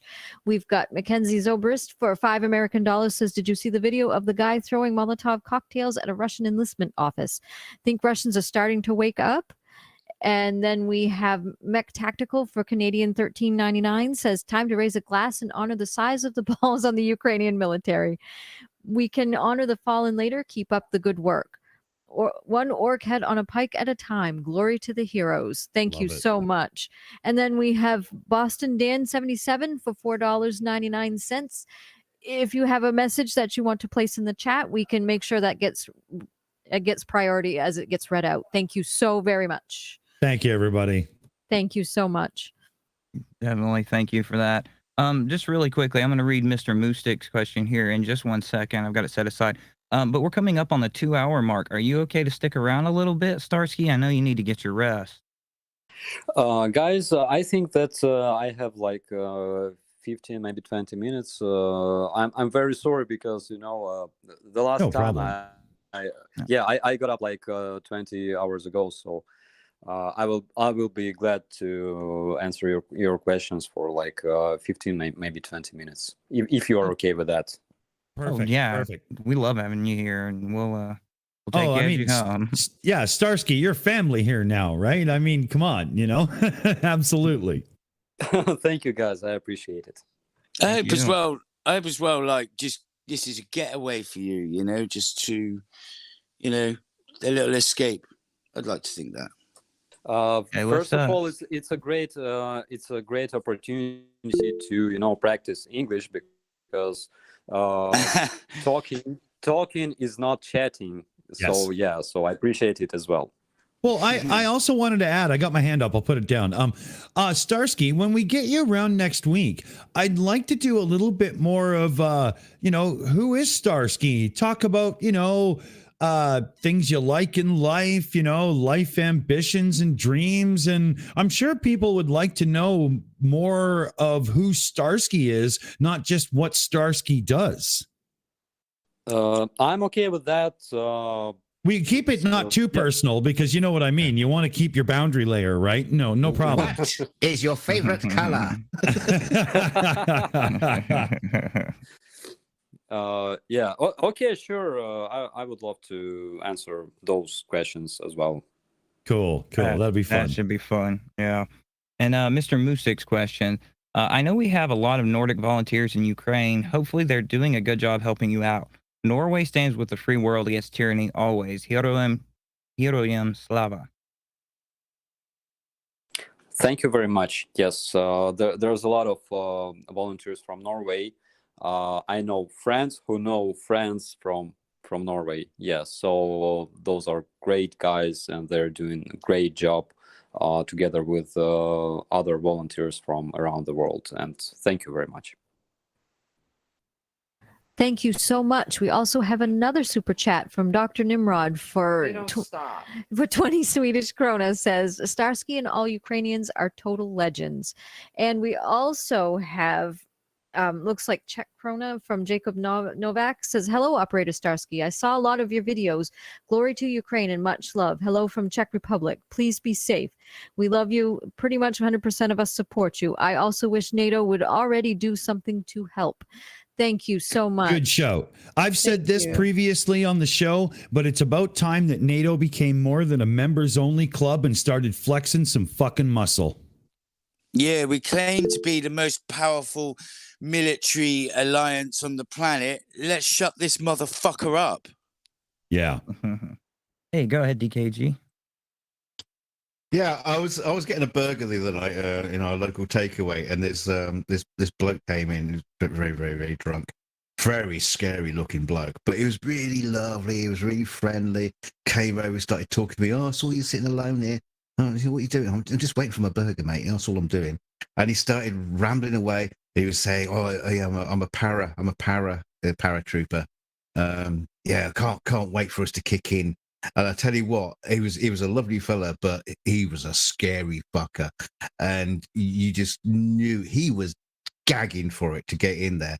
And at this point in the war, I kind of wish we were doing a bit more military-wise, because without the nuclear threat that Putin keeps waving around, I think he would lose in such a disastrous way against NATO forces.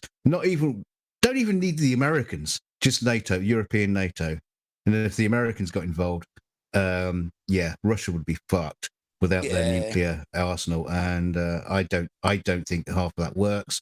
I'm not scared of it anymore. It's time for world fucking peace or none whatsoever. That's all I say. It's absolutely mad, isn't it? That in the 21st century, boom, we're still having a war in Europe. Fuck. I'll tell you a little secret. Why why Soviet army was so feared in the past? It's because Ukrainians were part of that army. That's very true. Very true. Yeah. So now you kind of see what Russian army is worth without Ukrainians. Yeah, I know a lot of British people who want to come here and fight, and I think that probably in the future we will have such opportunity. Why not? And it will be a big honor for us to have you guys here, of course. But Yeah. again, it's up to your decision of your government. It's the politicians. I'm not trying to demand anything or something like that. No. But if you do get into Crimea, can we have our light brigade back, please? That's a historical joke for anybody. Yeah, I started to say, I'll go get my gun and be there, but my wife would murder me. I think we have a super chat on the line. Yes, we do, please. These donations will never stop, just so you know. Matthew, that's enough. Thank you. Level 70 for Canadian, $13.99. Did you see that funny footage of that Russian blow-up sex doll? Is that standard issue with the Russian army? It looks like she was shelled and he was deflated. No, I wanted to bring that one Level. up. I didn't see that video, but I gotta watch it now. Well, speaking of toys, we'll get you the link. Don't worry. well, speaking of toys, I know I see them everywhere. I know they get dropped here and there. There's people kind of talking about what you guys are getting over there, and it's kind of the quote unquote military nerds and everything. You said you were gonna try to get some video of the switchblades on your last stream. Have you been able to get out in the field and see them deploying some of the new toys out there, the new weaponry and everything? Not really. Unfortunately, I have my second press officer currently on the front line. I'm expecting some new videos, some new footage from him, of course. But as for switchblades, again, I have a video showing something destroying Russian tank, and until it's not, proved to be a switchblade, I'm not going to claim that it actually was a switchblade. Okay. Yeah, I will enjoy that with my breakfast because I love seeing that stuff in play. I think we're kind of winding down here. Do we want to go ahead and wrap it up? Actually, we have a super chat, please. Ooh. Yeah. Yes, we do. We have one from Merux for 10 pounds sterling, says Slava Ukraini. Thank you so much. Heroyam Slava. Yes.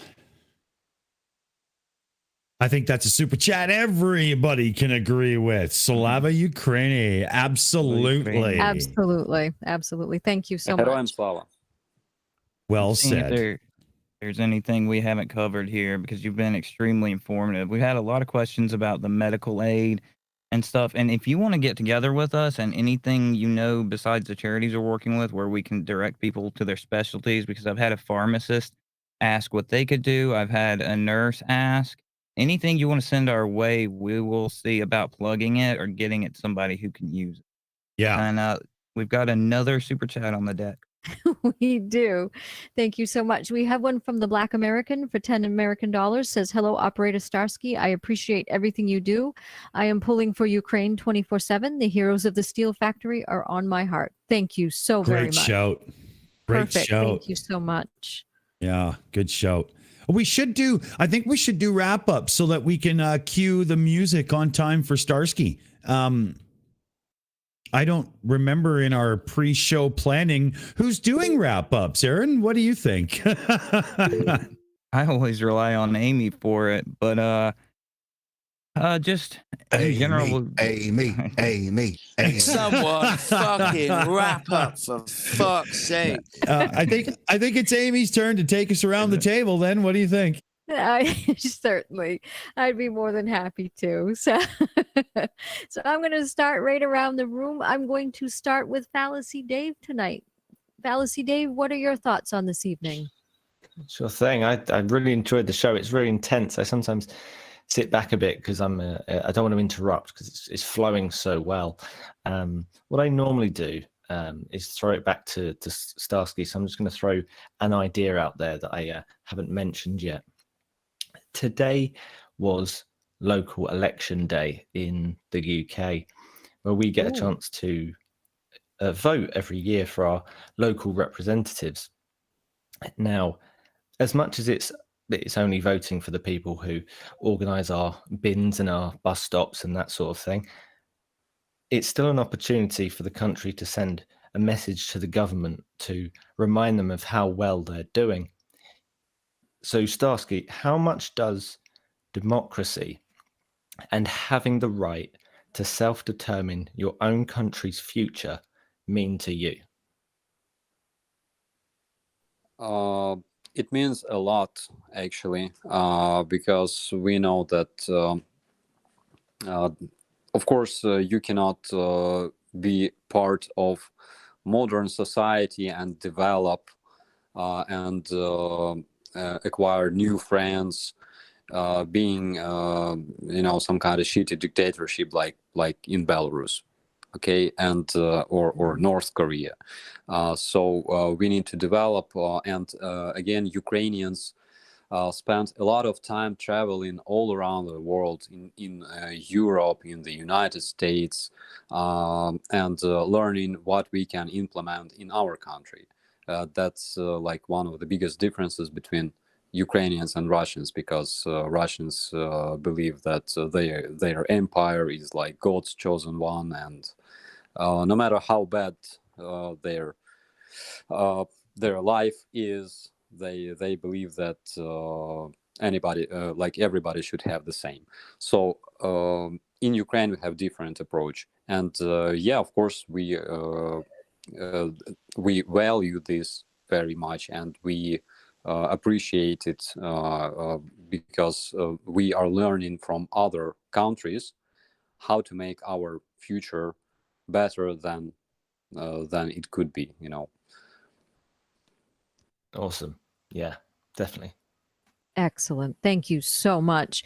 And next up, we have Mipet 69. Mipet, what are your thoughts?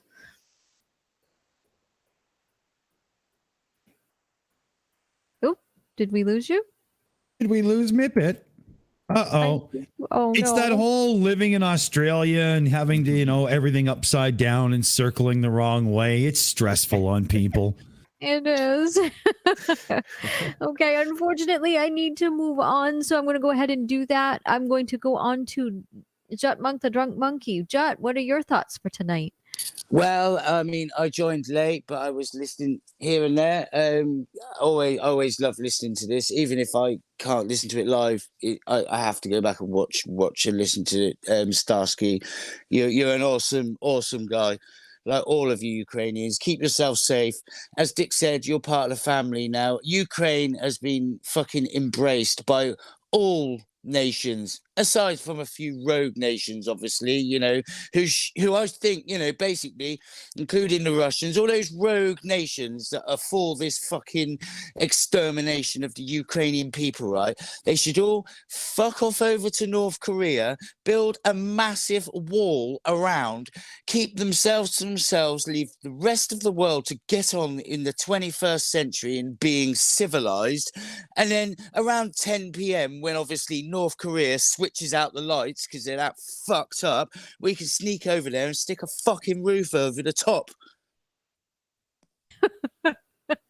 Thank you very much, my Starsky, friend. you keep yourself safe, my friend, and I love you all. Awesome. You've been embraced by us all. You take care. Thank you, bro. Thank you. Safe, G. Thank you so much, Jut. And then next up, we have Lokifish Marz. Lokifish, what are your thoughts on tonight? Only one thing to say: to the glory and power of Ukraine. Thank you. Brilliant. Brilliant. Thank you. Next up, we have DKG Custom. DKG, what are your thoughts on tonight? Oh, hello. Yeah, absolutely fantastic again. Information coming from Starsky again, as ever. It's just, superb. So many other channels will talk about the war just by showing videos that they find on Reddit. Here, we actually talk to the people who are involved. So it's just fantastic. Starsky, you and all your comrades stay safe, and whatever it is you have to do. Yeah, it's a pity you didn't see the blow up dolls thing, because I wanted to have a long conversation about that. Maybe we could confuse the Russian forces by dropping a box load of blow up dolls at the back of a C-130. Just airdrop them. and they can all have a wife to take home. Yeah, new Russian wives. Anyway, so I'm going to stop rambling. Say goodnight to everybody. Starsky, stay safe, mate. Thank you very much. I will do my best. Thank you. Perfect. Thank you so much. And next up, we have Dick Dawson. Dick, what are your thoughts on tonight? Simple and easy from me, Starsky. We only hope the best for you, your friends, your loved ones, and so on throughout this absolute fucking atrocity of humanity. Slava Ukraini, my friend. Heroям Slava. Thank you very much, my friend. Thank you so much. And next up, we do have Operator Starsky. What are your thoughts on today, please? Well, once again, I'm very grateful for such opportunity, not only to share my information, what I know, but also receive your comments, your questions, which tells me a lot about what people around the globe want to know about this war, what's interesting for you, and that's very important for me, of course. So thank you very much for this opportunity, and again, thank you so much for supporting my country and my people. We are gaining more and more friends around the world every day, and I think it's fantastic. So after this war, I think that we will be living in a totally different world, and I think that together we will make it a much better place. Thank you ever so much, and we are honored that you come here every week for this, and we can't thank you enough. So thank you for that, and please stay safe. Thank you, Aimee. It's a pleasure for me. Thank you. Thank you. And last but not least, we have I'm Aaron. going to cry. Hush, DKG, but thank you. Aaron, what are your thoughts on tonight, please? I'm glad we can be a little bit of a break for you, give you a chance to practice it, a little bit of a non-traditional form, because that's what we aim for. But I go through the news preparing for this every week because it's a highlight of my week, and sit down and talk to you. And everybody likes to talk about the equipment and the politics and everything. And the thing I think they ignore because I think it sounds boring is the geography. What they don't realize is that there's a NATO wall through Europe and the door's Ukraine. You guys have your shoulders to that gate, and you will not back down. And I look forward to the day that we can join you guys over there and just knock those sons of bitches back into their own country. But until then, Starsky, pobachimos, butilnem, take care of yourself, and we look forward to talking to you again next week. Thank you, my friend. Thank you very much. Awesome. Thank you so much. And before we do go, I wanted Fluffin McPuffin, thank you so much. I like the name. For $1.99 gave a super chat. So thank you very, very much for that. I want to thank everyone in the chat for coming tonight. Thank you so much. Thank you for all your great questions and all of the support for Ukraine and Operator Starsky. We cannot thank you enough for that. I want to thank everyone in the panel for coming as well. Thank you so much. You all did a great job with your questions and everything. So I want to thank you for that as well. Thank you, everyone. I wish you all a good evening. Thank you. Slava Ukraini. Slava Ukraini. Ukraini. All right. Keep your heads high, fellow babies. They are going to win this.